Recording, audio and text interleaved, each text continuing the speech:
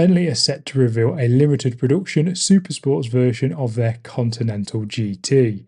Now, not a lot of information has been released about it, but from what we do know and from some of the assumptions we can make pretty safely, there is already plenty to get excited about. So let's talk about it.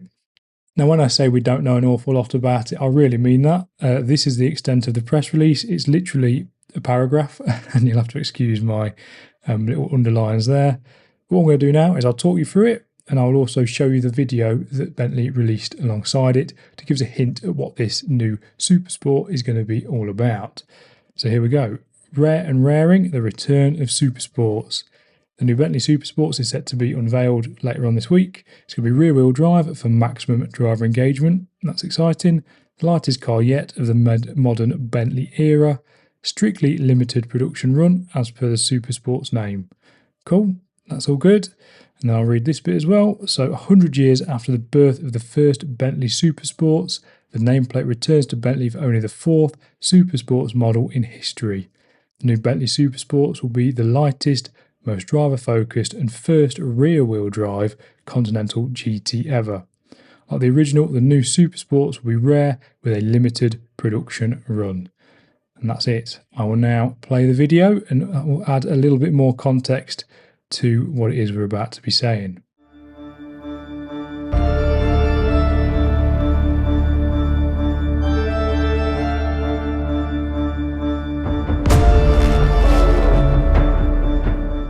Cool, so let's run through what we do know for sure then, shall we? So first of all, the return of Supersports. Previously, they have, I think they've called it the Bentley Continental Supersport, and here they've obviously ditched the Continental part of the name. But that's a very small detail and not something that's particularly exciting for those of us who are more petrol head focused. The things that are exciting is this. It's going to be rear-wheel drive. It's going to be the first ever Bentley Continental GT to be rear-wheel drive. If that isn't a signal of intent, I'm not sure what is. And then as they say here, it's going to be the lightest car of the modern Bentley era ever. Not ever, I've put that in there, but the lightest car of the modern Bentley era. It's going to be the most driver-focused, and it's also going to be limited production. Limited production is kind of par for the course here, but these facts, so rear-wheel drive, light, and driver-focused, are what are really going to set this apart from the rest of the Bentley Continental GT and the rest of the Bentley range in general, to be fair. So what can we expect? Well, it's going to be more hardcore, it's going to be more fun to drive, and it's just going to be a very cool thing. From the video, I think we can see it's got some of the sort of spoiler treatment, some of the diffuser treatment, and all of that sort of good stuff that comes with these limited run, sporty, special versions of production cars. And it's going to be a rather wonderful thing, I think, to look at. So yeah, that's what we are kind of working with. That's all we do know. So in order to make some assumptions, let's go to the Bentley website, because obviously this car is based on the Continental GT. So there's going to be plenty of things we can take from the Bentley Continental GT speeds specification, which is probably going to carry over to this Supersports version. Now, obviously, first things first, the W12 has gone. So these days, your Continental GT is only available with a twin turbocharged, I believe it's a 4-litre V8. And additionally, they're all hybrid. So we can assume that this one, being the lightest car ever, the most driver-focused ever, they're probably going to be ditching that hybrid technology. So that means that the Bentley Supersports is probably just going to be working with that big, powerful V8 engine at the front. Power-wise, what does the V8 engine make on its own? Well, luckily, there is a handy table down here, and we can see exactly how the performance is split. By the way, the GT Speed has got some mad performance stats on it. Anyway, the Supersports. So the V8 alone is likely to be producing around 600 brake horsepower. I think the rumours are it's going to be closer to 640. Torque, I can't remember if there's any rumours, but that's still plenty.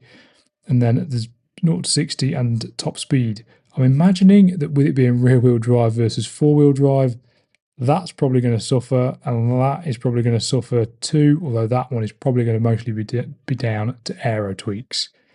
So yeah, those are some of the assumptions we can make. This car is going to be powered by a twin turbocharged 4-litre V8. It's going to be producing around 600 brake horsepower, and it's going to be plenty fast enough. As for other things, well, as we can see from that short video, and as we can assume based on other cars of this nature, it's going to have some trick aero. It's probably going to have chassis, suspension and brake tweaks to help make it corner even better and to make it feel even more engaging from behind the wheel. And also to save weight, they're probably going to be doing away with certain luxuries. I don't know what that will be, but maybe the rear seats will go in place of a roll cage, that sort of thing. I imagine some of the more finer details and the most luxurious things might be going. Although you'd imagine that with Bentley, they'll still be keeping hold of some of that because their whole vibe is about it being a very premium and gentleman's cruiser. So yeah, that is kind of all we know about the Bentley Supersport. Let's have a quick recap, shall we? So the new Bentley Supersport is going to be rear-wheel drive for maximum driver engagement. It's going to be the lightest Bentley of the modern era. It's also going to be a very limited production run. And the assumptions we're making are that it's going to be powered by a twin turbocharged 4-litre V8 with around 600 brake horsepower, and that it's going to have plenty of suspension, chassis, brake tweaks, and the additional aero that accompanies this sort of car.